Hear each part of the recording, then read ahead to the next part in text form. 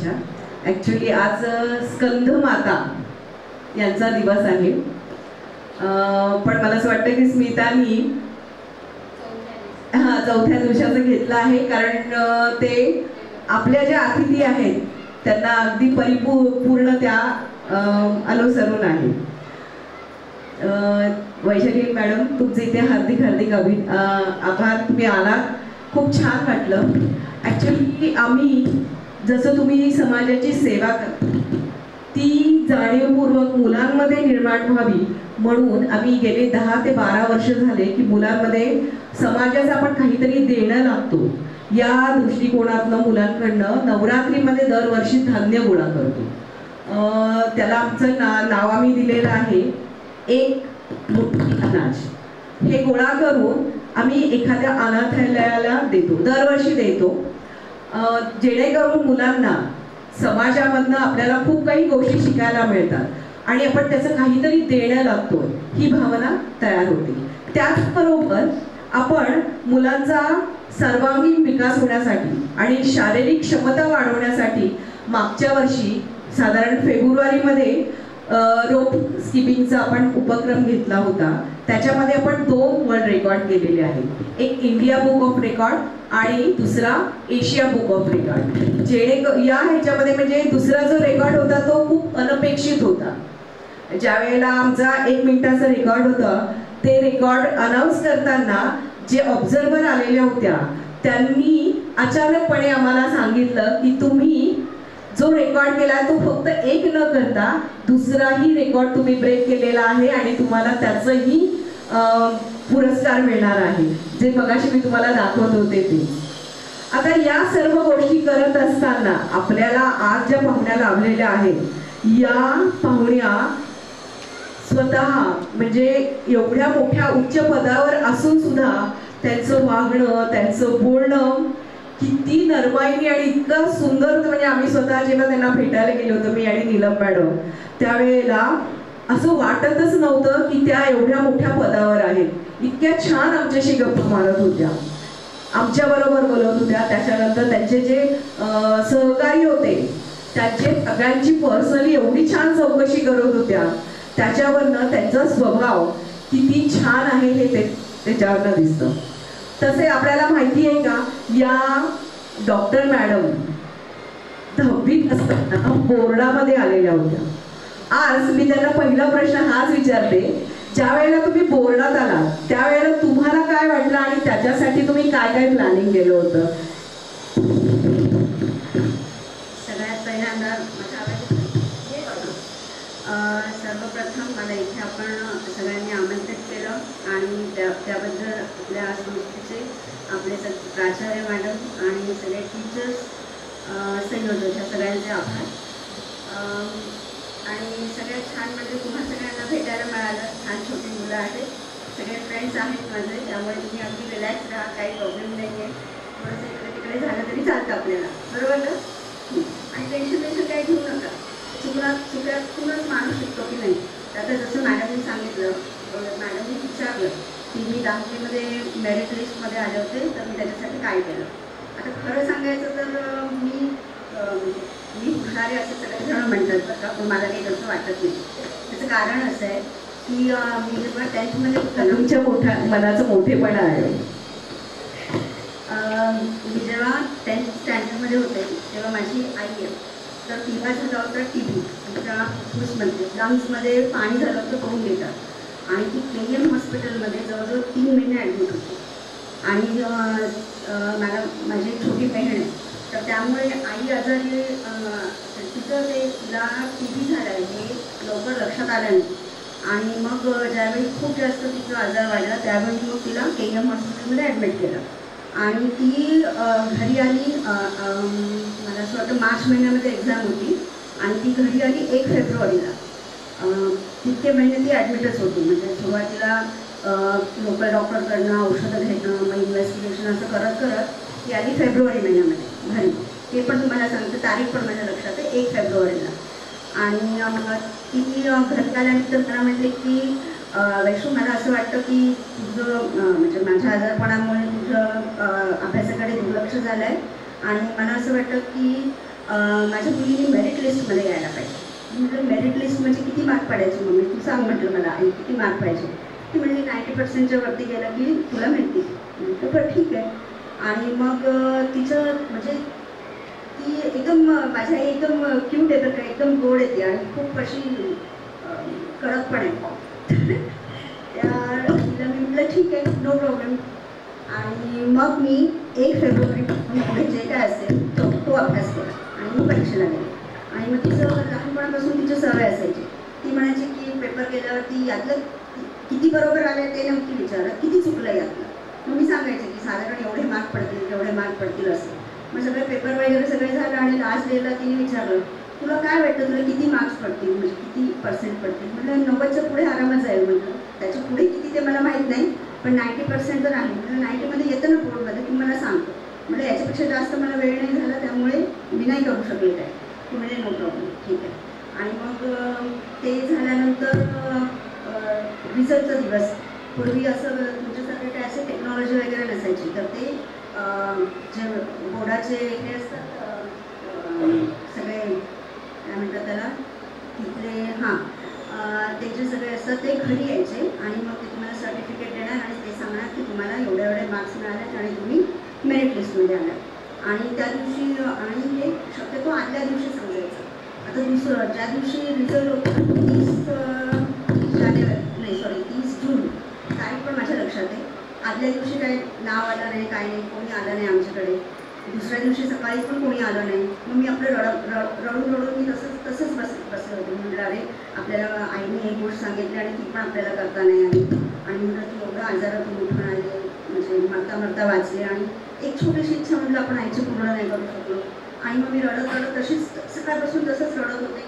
काही खाल्लं नाही, पिलं नाही, काय नाही. आणि मग 12:30-1च्या दरम्यान फोन आला. आणि तेव्हा कसं आमच्या घरीच फोन होता, बाकी कोणाकडे फोन नसायचा. मग त्यांनी प्रिन्सिपल सरांनी सांगितलं की असं आम्ही तुमच्या घरी घेतो आहे, वैशाली आहे का बघा.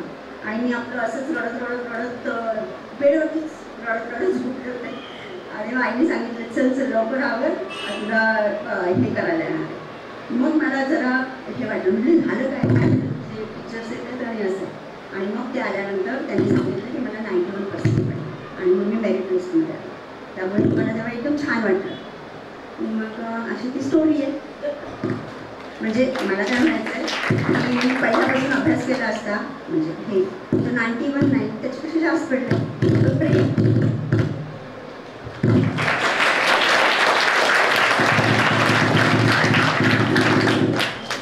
थोडक्यात मॅडम तुम्हाला तुमच्या आईकडनं इन्स्पिरेशन मिळालं की जेणेकरून तुम्ही बोर्डात यावं. जर तुम्ही पहिल्यापासून जास्त फोकसने अभ्यास केला असता तर नक्कीच पहिल्या नंबरला आला असतात. आणि अजूनही आता सुद्धा तुम्ही एक जो नंबर मिळवलेला आहे, जो अधिकार मिळवलेला आहे तो खरंच वादात येतोय.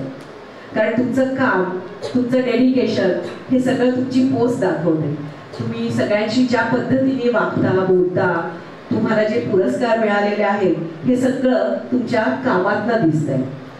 तुम्ही वैद्यकीय क्षेत्रामध्ये कसं पदार्पण केलं?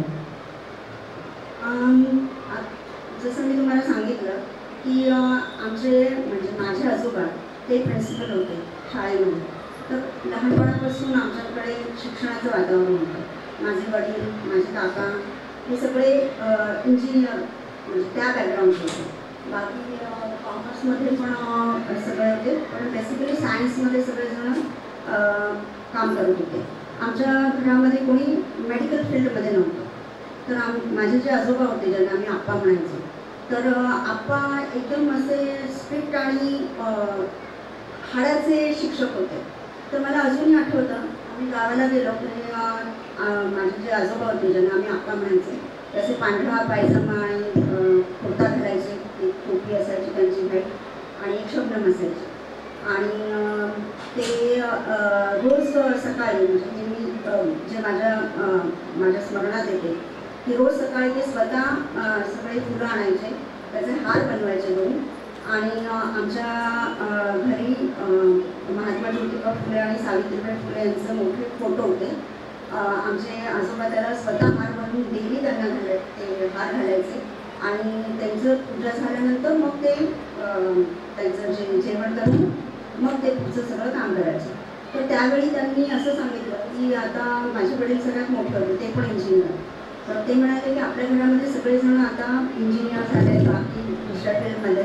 मला असं वाटतं की वैशाली म्हणजे मी की आपल्या घरामध्ये एक कोणतीतरी डॉक्टर असावं. ह्या घटना मात्र मग तशाच घडत गेल्या. कारण मी जेव्हा चौथीत होते तेव्हा आमच्या आजोबांना त्यांच्या काही डोक्यावरती वाद झाला आणि मग ते बेशुद्ध होते. त्याच्यामध्ये बरेच दिवस कोमामध्ये होते आणि ते बेशुद्ध होते आणि फक्त काहीच रिस्पॉन्स देत नव्हते. पण ज्यावेळी मी चौथीत म्हणजे 9 वर्षाची असेल त्यांना भेटायला गेल्यावरती त्यांनी सांगितलं असं की वैशाली माझ्या आईचं सूचना आणि ते अजिबात रिस्पॉन्स करत नव्हते. पण माझं नाव ऐकल्यानंतर आणि मग आईचं हे केल्यानंतर त्यांनी डोळे उघडले आणि मग डोळे उघडून त्यांनी आईकडे सांगितलं, माझ्याकडे बघितलं की खूप मला माया करायची ना. तर तिला चालत नाही असं गाडी वगैरे नसायची आणि चालत चालत सगळं जायचं. कुठे पण मला कडेवर घ्यायचं आणि तिला चालत का त्यांचं माझ्याकडे नव्हता.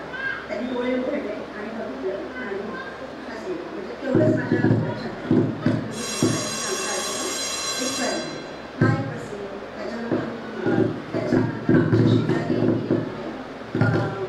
त्यांना हार्ट अटॅक आला आणि ते मी स्वतः माझ्या डोळ्यांनी पाहिलं. तेव्हा मी काहीतरी 6-7 असते आणि मग कोणी काहीच करू शकलं नाही. कारण रात्र होती आणि शांतीचे खूप आम्ही माणसांना आणि ते हार्ट अटॅक आला त्यांना आणि कोणी रिसिसिटेट पण करू नाही शकलं आणि मग ते गेले यंग होते. त्याच्यानंतर माझ्या आईचं आलं. हे असं जे आपण हे करत गेलो मला असं वाटायला लागलं की अरे की सगळ्यात महत्त्वाचं काय आहे ते जीव वाचवणं. जीव वाचवण्यासारखं मोठं काम आपण काय करू शकतो माणसाने प्रयत्न करू शकतो. तर ते परमेश्वराच्या हातात आहे की काय. पण आपण ते यात्रा तर आपण हे करू शकतो, त्याची सुलभ करू शकतो किंवा त्रास होत असेल तो कमी करू शकतो. असं करत तुम्ही आपलं डॉक्टर झाले. मला असं वाटतं भाव डॉक्टर खूप डॉक्टर झाले. तुम्ही स्वतःचं पहिलं क्लिनिक सुरू केलं. हे क्लिनिक सुरू करत असताना तुम्हाला काय काय अनुभव आले आणि डायरेक्ट तुम्ही या पदावर आलेला आहात. म्हणजे बाकीच्या गोष्टी तुम्ही केल्याच असाल पण आत्ताचा तुमचा अनुभव आणि तुमचं स्वतःचं क्लिनिक या संदर्भातले काही अनुभव तुम्ही शेअर कराल का? मी MBBS केलं आणि मग त्याच्यानंतर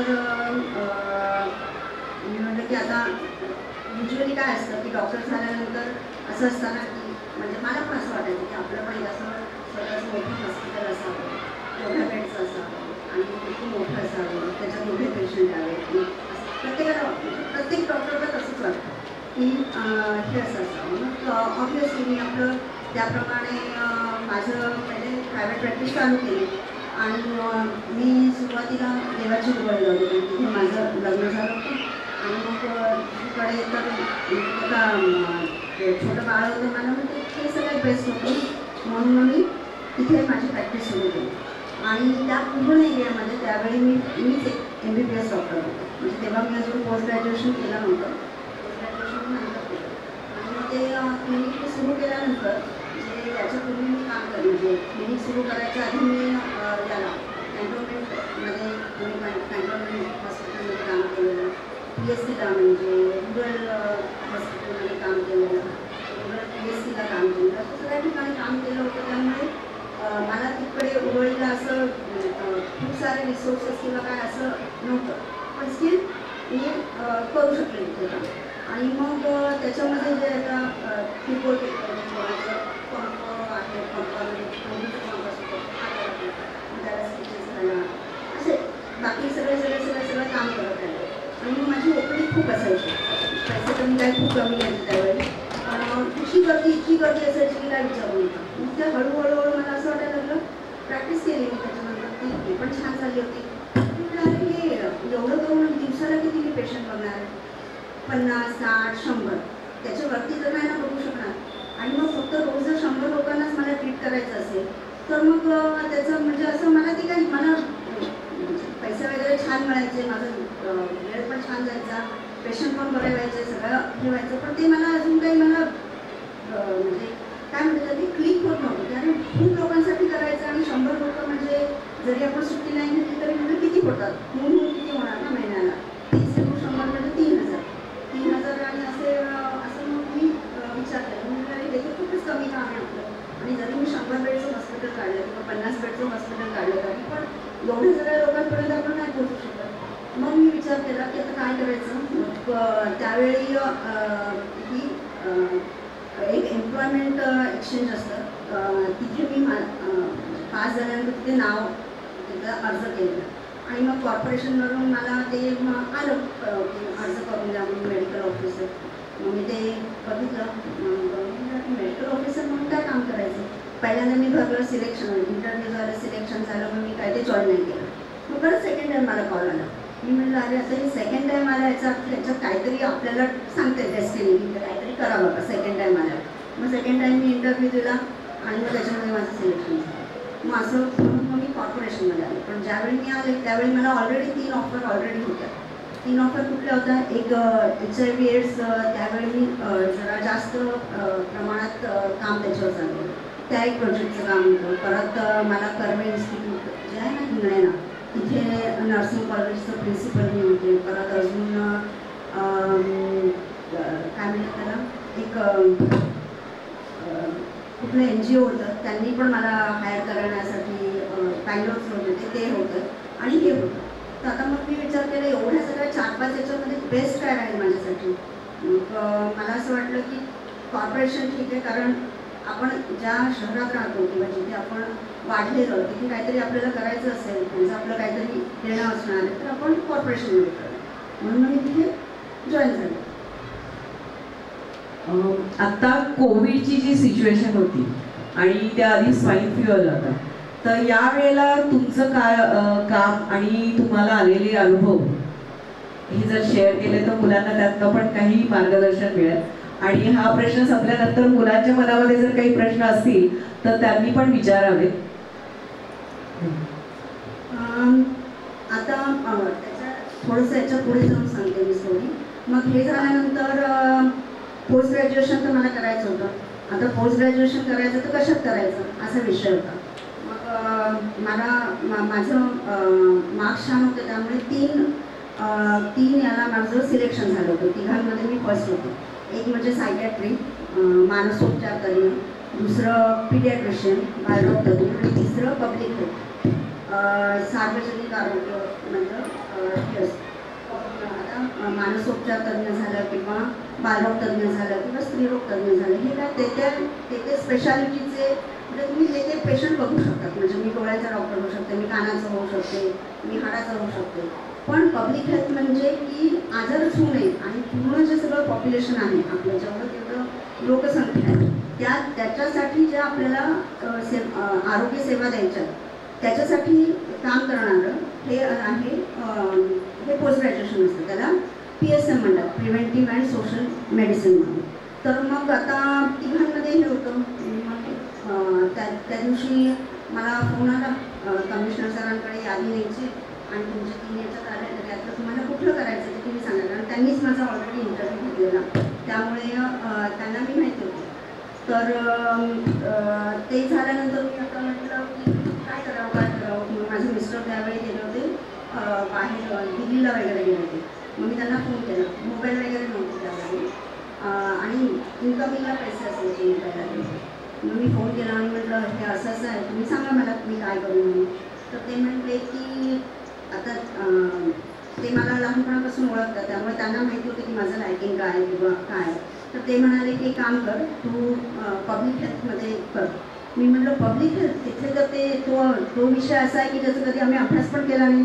अंडर ग्रॅज्युएट असताना असंच वाचायचं आणि असंच जाऊन परीक्षेला बसायचं, असा तो विषय. कोणाला आवडत नाही हा PSM. कोणाला पण विचारा तुम्ही, तुमचे मित्रमैत्रिणी भाऊ बहीण असतील ना त्यांना विचारायचं PSM बघा किती नावं ठेवतात त्या विषयावरती. मग म्हटलं बरं ठीक आहे चला. मग मी आमच्या सांगितलं सरांना की असं हे आहे. पण मी सांगायच्या आधी सरांनी तिकडून मला काय सांगितलं की मी आता कमिशनर सरांची येते आहे आणि सरांनी विचारलं की तू तीच आहेस ना की जे इंटरव्ह्यू सरांनी घेतला आणि तू हिपॅटायटिस त्यांना शेड्यूल हिपॅटायटिस B वॅक्सिन ते पण नवीन आलं होतं, अजून कोणाला माहिती पण नव्हतं. त्याचं शेड्यूल त्यांनी विचारलेलं आणि तू सांगितलेलं. तर ते विचारलं की वो वही लडकी है क्या. तर मग म्हणून मी तुम्हाला की तुम्ही हे करते. म्हणलं मग सर मी सोडलं आणि ह्या सरांनी माझा इंटरव्ह्यू घेतलेला. तर मला त्यांचा निरोप आहे की तू हे करावं, पब्लिक हेल्थमध्ये करावं, असं त्यांना पण वाटतं की तू ही फॅकल्टी घ्यावी याच्यापेक्षा. म्हणजे ठीक आहे चालेल. मग मी असं करून ॲडमिशन घेतली आणि मग तिथे पण मग मी फर्स्ट आले. आता याच्यात गंमत अशी होती की माझं इंटर्नशिप चालू होती त्यावेळेसच मी लग्न केलं. माझे मिस्टर जैन आहे. मग त्यानंतर फर्स्ट म्हणजे इंटर्नशिप चालू असतानाच माझं बाळ झालं, माझा मुलगा. आणि मग मी इंटर्नशिप कंप्लीट केली आणि मग नंतर जॉब पण बाळ असतानाच माझं मी केलं आणि पोस्ट ग्रॅज्युएट पण तेव्हाच केलं. म्हणजे असं काही नाही आहे की लग्न झाल्यानंतर कोणी काही करू शकत नाही, असं नाही आहे. ते पण करू शकतो प्रोव्हायडेड की तुम्हाला शिकण्याची इच्छा पाहिजे आणि सगळ्या याच्यामध्ये तुम्ही त्या सर्कमस्टन्सेसमधून जायला पाहिजे. ते असेल तर तुम्ही करू शकता सगळं. आणि त्याच्यामध्ये पण मी फर्स्ट आले पोस्ट ग्रॅज्युएशन. तुमच्या एवढ्या सगळ्या अनुभवावरनं असं दिसतंय की तुमच्यामध्ये जेवढी जिद्द आहे तेवढी जिद्द निर्माण करण्यासाठी घरच्यांचंही तुम्हाला प्रोत्साहन मिळालेलं आहे आणि तुम्ही स्वतःचाही तेवढा आत्मविश्वास कमावलेला होता. धन्यवाद. तुमच्याशी बोलून खूप खूप छान वाटलंय. मला वाटतं आता की मुलांनी काही प्रश्न विचारावे.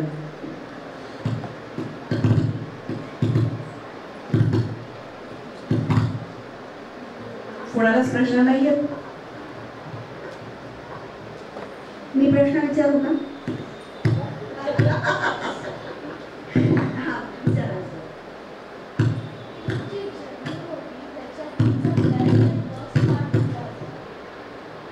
बेस्ट आणि वर्स्ट पार्ट. वर्स्ट पार्ट तर आता आधी बेस्ट सांगू का वर्स्ट? बेस्ट पार्ट तर इतका छान. म्हणजे बेस्ट पार्ट हा आहे की इतक्या वर्षामध्ये 20 वर्षाच्या सर्व्हिसमध्ये मी खूप साऱ्या डिपार्टमेंटमध्ये खूप चांगलं काम करू शकले. त्याचा मला खूप आनंद आहे. पण म्हणजे तुम्हाला आता थोडक्यात सांगायचं, जिथे मी आहे तिथे पहिल्यांदा मी मॅटर्निटी हॉस्पिटलमध्ये काम करायचे की जिथे खूप सारे पेशंट्स आपले डिलिव्हरी वगैरे करायचं. मग त्याच्यानंतर मी क्षेत्रीय कार्यालय असतं, म्हणजे पुणे शहर आहे आपलं, त्याच्यामध्ये 15 क्षेत्रीय कार्यालय डिवाईड केले एरिया आणि तिथे मग मी वॉर्ड मेडिकल ऑफिसर म्हणून काम केलेलं आहे. आणि मग त्याच्यानंतर मग मी आता इथे सहाय्यक आरोग्य प्रमुख. तर याच्यामध्ये वेगळ्या वेगळ्या डिपार्टमेंटमध्ये काम करताना सगळीकडे चांगला अनुभव आला आहे. क्षेत्रीय वैद्यकीय अधिकारी असताना तुम्हाला त्या एरियाचं तुम्ही आरोग्य प्रमुख असतात, म्हणजे तिथले जे हेल्थ इश्यूज असतात सगळे, म्हणजे कुठले साथीचे आजार आले ते असू दे किंवा लायसन्सेस वेगळे असतात, नर्सिंग होमचं असतं, सोनोग्राफीचं असतं, आता तो परत रेस्टॉरंट, लॉजिंग, हे सगळे लायसन्सेस. परत त्याच्यानंतर बाकी तुमचे जे कुत्र्यांच्या ज्या तक्रारी असतात त्या, किंवा डॉग बाईटचे केसेस असतात, किंवा डासांच्या तक्रारी असतात, हे साथीचे आजार होऊ नये म्हणून जे काय करायचं असतं असं ते एका वॉर्डपुरतं असतं. आणि मग नंतर आता जेव्हा शहरामध्ये आपण काम करतो पूर्ण शहरासाठी, तेव्हा ते पूर्ण शहर असतं. तर अशा वेगळ्या वेगळ्या खात्यांमध्ये भरपूर काम केलं. त्याच्यामध्ये सगळ्यात म्हणजे जे लोकांच्या लक्षात राहतं माझं काम ते आहे PCPNDT. PCPNDT म्हणजे सोनोग्राफी मशीन सगळ्यांना माहिती आहे. तर सोनोग्राफी मशीन खूप छान टेक्नॉलॉजी आहे, पण त्याच्यामध्ये असं आहे की सोनोग्राफी मशीनमध्ये जसं शरीराच्या आतलं सगळं आपल्याला दिसतं की माझं लिव्हर कसं आहे, माझं हार्ट कसं आहे, माझं किडनीज कशा आहेत, इंटेस्टाईन कसं आहे, तसंच छोटं म्हणजे आईच्या गर्भामध्ये जे बाळ असतं ते मुलगा आहे का मुलगी आहे ते पण समजतं. आणि मग मुलगी जर असेल तर आपला जो समाज आहे, पर्टिक्युलरली भारतातली जी संस्कृती आहे त्याच्यामध्ये मुलगी नको असते कोणालाही. तर त्याच्यामुळे काय झालं आहे की मुलींचं ॲबॉर्शन, मुलगी आहे असं समजलं की मग ते ॲबॉर्शन करतात. आणि मग याच्यामुळे काय झालं आहे की पहिल्यांदा हा जो कायदा आहे PCPNDT ॲक्ट आहे तर तो कायदा पहिल्यांदा महाराष्ट्रात आला आणि महाराष्ट्रातून मग तो केंद्र शासनाने कायदा केला आणि त्याचं इम्प्लिमेंटेशन करायला लागले. तर तो कायदा कशासाठी आहे की स्त्रीभ्रूण हत्या होऊ नये म्हणून, म्हणजे जे आईच्या गर्भामध्ये मुलगी असते तर ती मरू नये, किंवा तो जे मुलगी असेल तर त्याचं लिंगनिदान नाही करायचं आणि त्याला मारायचं नाही, त्याचं ॲबॉर्शन नाही करायचं, असा तो विषय. तर हे कशामुळे, आता तुम्हाला माहिती आहे की आपली पुरुषप्रधान संस्कृती आहे, तर प्रत्येकाला असं वाटतं की आपल्या घराला वंशाचा दिवा पाहिजे. मुलगी म्हणजे काय की लग्न करून जाणार, मग तिच्यासाठी तिच्या शिक्षणावर, आरोग्यावर कशासाठी खर्च करा. तर ही आपलं मानसिकता ती काय लगेच बदलू नाही शकणार आहे, त्याला खूप वर्ष लागणार आहेत, मे बी आणखीन पिढ्या लागतील काय काय.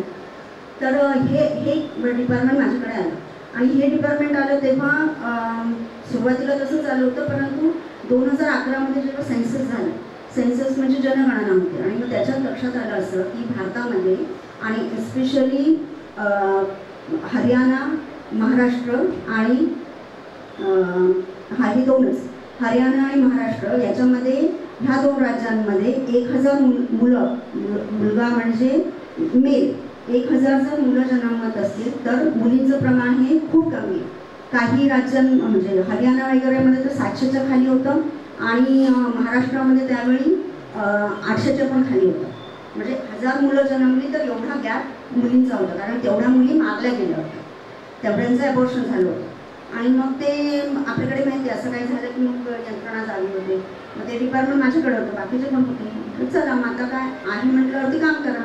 मग असं करत करत त्या खात्यामध्ये काम करायला लागलो. जसं काम करत जातो तसं तुम्हाला कळतात. पण आता हे सगळं चॅलेंजिंग काम कशासाठी होतं माझं, की मी आहे डॉक्टर, मला लिगलचा काही संबंध येतच नाही कायद्याच्या गोष्टींचा. पण ह्याच्यामध्ये असं होतं की मी ॲप्रोप्रिएट अथॉरिटी होतं, म्हणजे माझ्याकडे ते कायद्याने अधिकार दिले होते. तर मला त्याच्यामध्ये